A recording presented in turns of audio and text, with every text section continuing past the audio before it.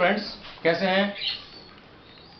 Practice question चल रहे हैं, प्रैक्टिस क्वेश्चन करा रहे हैं आप लोगों को। प्रैक्टिस क्वेश्चन मैंने बताए किस तरीके से करने हैं। कुछ और क्वेश्चन करेंगे। प्रैक्टिस करते रहिए लगातार, जिससे समस्या ना आए। लेकिन प्रैक्टिस बहुत जरूरी है, क्योंकि बिना प्रैक्टिस के क्वेश्चन होना संभव नहीं होंगे। अगला क्वेश्चन चलने से पहले चैनल को सब्सक्राइब जरूर करें, बेल आइकन को दबाएं जिससे नई वीडियो की नोटिफिकेशन मिले। लाइक करें, शेयर करें और साथ में वीडियो को शुरू से लेकर के एंड तक देखें। अब हम नेक्स्ट क्वेश्चन पे चलते हैं। क्वेश्चन का चित्र दिया हुआ है। क्वेश्चन क्या कहता है? इसमें चित्र दिया हुआ है। एक तो आपको इसमें बताना है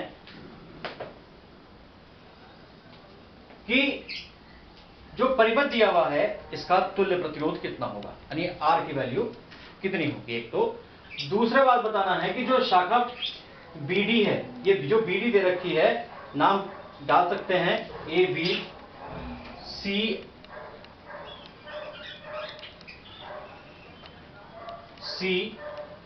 और बी एंड डी, इन दोनों के बीच में जो धारा होगी वो कितनी होगी, वो धारा में निकालनी है। अब चूंकि इस चित्र को किस तरीके से चेंज किया है, इस चित्र को हमने इस तरीके से चेंज किया है बर्फी के रूप में। देखिए ये एक आयत की आकार बन गई, बीच में ये 5 ओम का आ गया। एक को पी कहा, एक को क्यू कहा, आर कहा, एस कहा। तो सबसे पहले हम क्या करेंगे, ये आकृति हमारी व्हीट स्टोन सेतु की है, लेकिन पहले ये चेक करेंगे व्हीट स्टोन सेतु संतुलन में है या नहीं है। तो कैसे करेंगे? 5/10 बराबर 10/5, कोई मतलब नहीं है संतुलन होने का। तो हम क्या करेंगे, इसमें किरचॉफ के दूसरे नियम का इस्तेमाल करेंगे।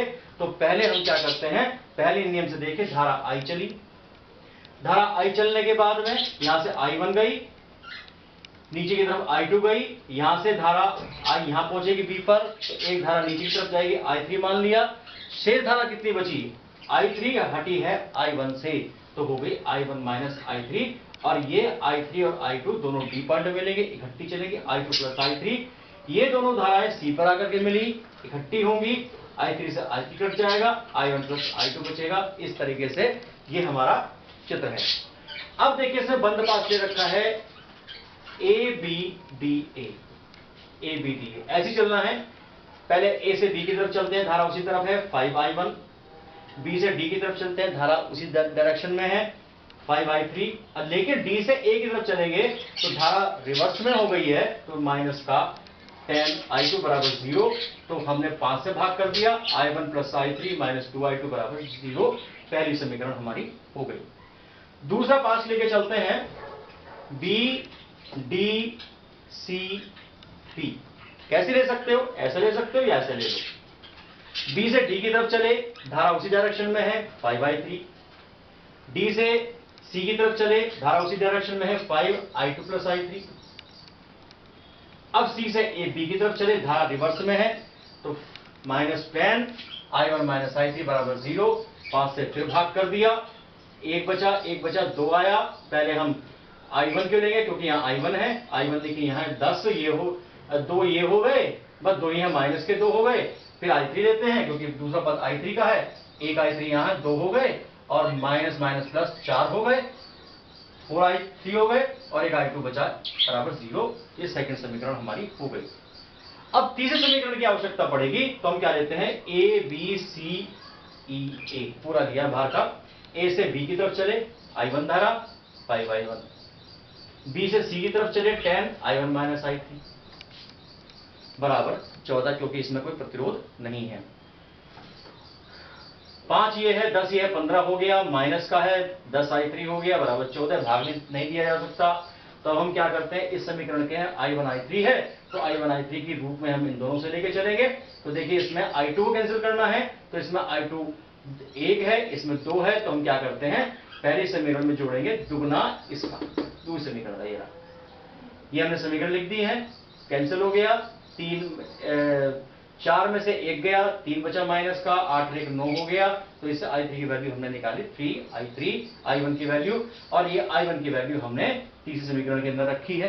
देखिए 15 ये है, I1 की वैल्यू है 3, तो 15 3 45 माइनस 10I3 बराबर 14, 35 बच गया।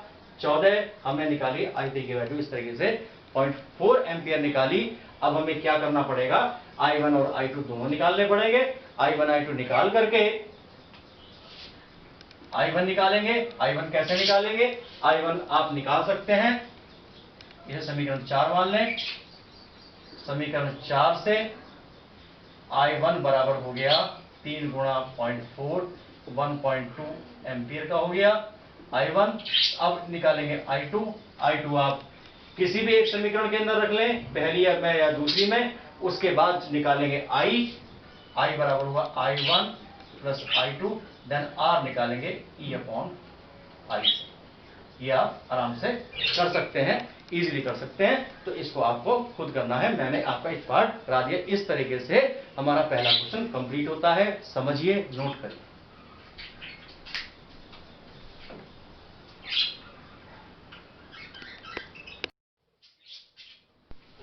देखिए, अब लास्ट क्वेश्चन लेके चलते हैं।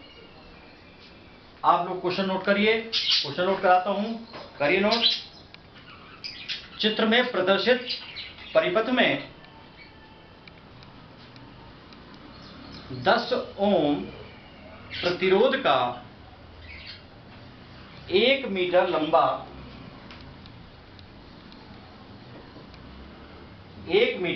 लंबा एक समरूप तार AB है।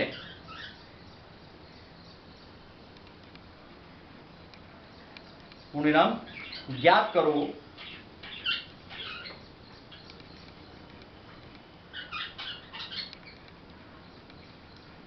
पहला पॉइंट, तार AB में विभव प्रवणता।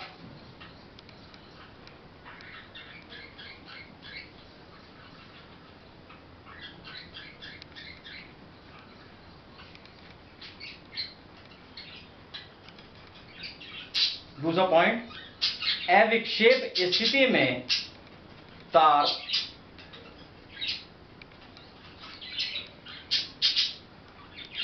AO की लंबाई।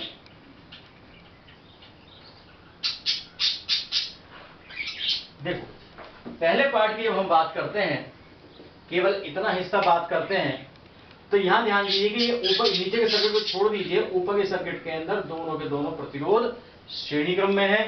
तो क्या लिखेंगे, 15 ओम व 10 ओम श्रेणी में, तो R हो गया 15 प्लस 10 25 ओम। तो I कितना आ गया, 2/25, क्योंकि वोल्टेज हमें इसकी लेनी है, 2/25 यानी कि 0.08 एम्पियर, 0.08 एम्पियर। अब इसके बाद में हमें चूंकि प्रवणता निकालनी है तार AB में, तो सबसे पहले हमें क्या निकालना होगा, AB के सिरों का विभवांतर निकालना होगा। AB के सिरों का विभवांतर कैसे निकालेंगे, VAB बराबर I इंटू 10, यानी प्रतिरोध किसका, AB तार का, 0.08 मल्टीप्लाइड बाय कितना हो गया भाई, 10, तो 0.8 वोल्ट आ गया। अब चूंकि इसकी लंबाई 100 सेंटीमीटर दे रखी है या 1 मीटर दे रखी है, तो विभव प्रवणता निकालेंगे। विभव प्रवणता के बराबर VAB अपॉन AB लंबाई, यानी कि 0.8 अपॉन 100 सेंटीमीटर, या 100 सेंटीमीटर ना लेकर के आप इसे मान लो, तो 0.8 वोल्ट प्रति मीटर हमारा आ गया है। तो पहला पार्ट इस तरीके से आपका कंप्लीट होता है। अब दूसरी बात ये कहता है, सेकेंड पार्ट के अंदर अविक्षेप स्थिति है। अविक्षेप स्थिति में धारामापी के अंदर कोई धारा नहीं बहती, तो उस कंडीशन में नीचे का परिपथ अलग हो गया। जब नीचे का परिपथ अलग हो गया, तो इसके अंदर 1.2 ओम व 0.3 ओम श्रेणी में, तो R डैश कितना हो गया, 1.2 प्लस 0.3, तो 1.5 ओम का हो गया। तो धारा कितनी होगी, I डैश धारा कितनी होगी, 5 अपॉन 1.5, क्योंकि जब अविक्षेप स्थिति होगी तो ऊपर का परिपथ अलग होगा, नीचे का परिपथ अलग हो गया, तो धारा आ गई 1 एम्पियर। अब इसके अंदर क्या निकालें, इसके अंदर चूंकि जब पूरा परिपथ हो गया तो ये दोनों के दोनों किस में हो जाएंगे, समांतर क्रम में हो जाएंगे। समांतर क्रम में वोल्टेज समान होती है, इसको पहले आप नोट करिए।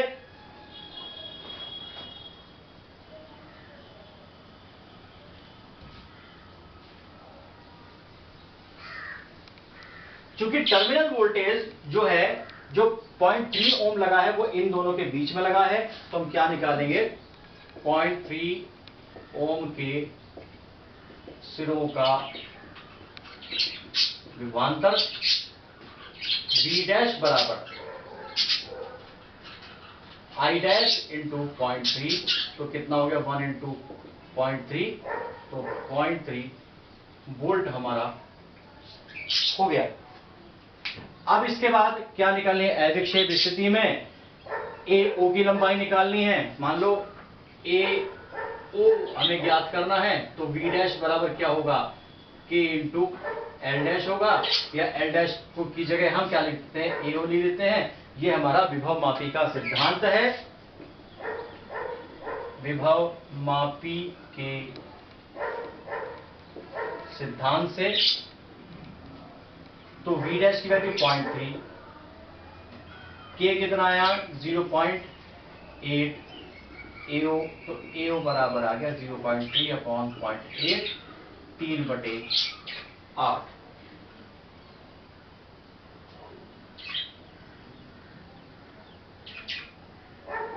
3/8, 8 से काटिए, 8 या 24, 6 बचे, 8 सत्ते 56, 4 बचे, 8 बजे 40 मीटर आ गया AO, या लिख सकते हो AO बराबर 37.5 सेंटीमीटर। तो ये हमारी अविक्षेप स्थिति में हमारी AO की लंबाई है। ये हमारे आज चैप्टर कंप्लीट होता है, यूनिट कंप्लीट होती है। क्वेश्चंस को बहुत आराम से प्रैक्टिस करिए, कोई समस्या आती है बताइए, वीडियो को स्टार्टिंग से लेकर के एंड तक देखिए, क्योंकि क्वेश्चन बिल्कुल हलवा तो नहीं है, लेकिन इतने मुश्किल भी नहीं है कि आप लोग उसे ना कर सकें। थोड़ी समझने की आवश्यकता है, तो इन क्वेश्चन को करिए। अब इसके बाद हम नेक्स्ट वीडियो में नेक्स्ट चैप्टर की जानकारी देंगे, लेकिन उससे पहले चैनल को सब्सक्राइब करें, बेल आइकन को दबाएं जिससे नोटिफिकेशन आपको मिले, लाइक करें, शेयर करें और मेहनत करते रहें, अपनी जिम्मेदारी समझते रहें। Best of luck, thank you for watching.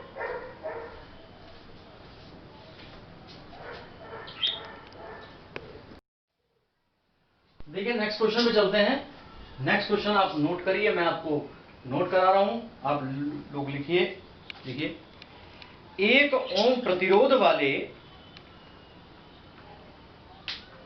12 तारों को जोड़कर एक घनाकार ढांचा ABCDEFGH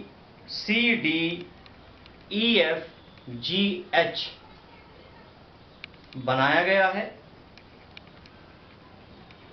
पूर्णविराम, इसके विकर्ण के सिरों वाले आमने सामने के कोनों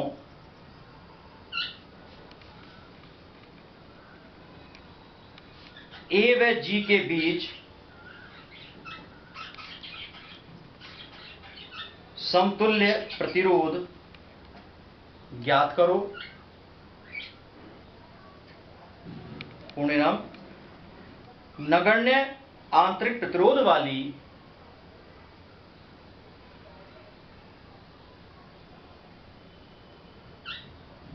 एक 5 वोल्ट की बैटरी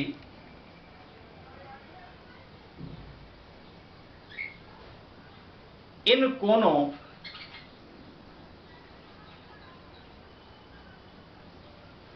A व G के बीच जोड़ देने से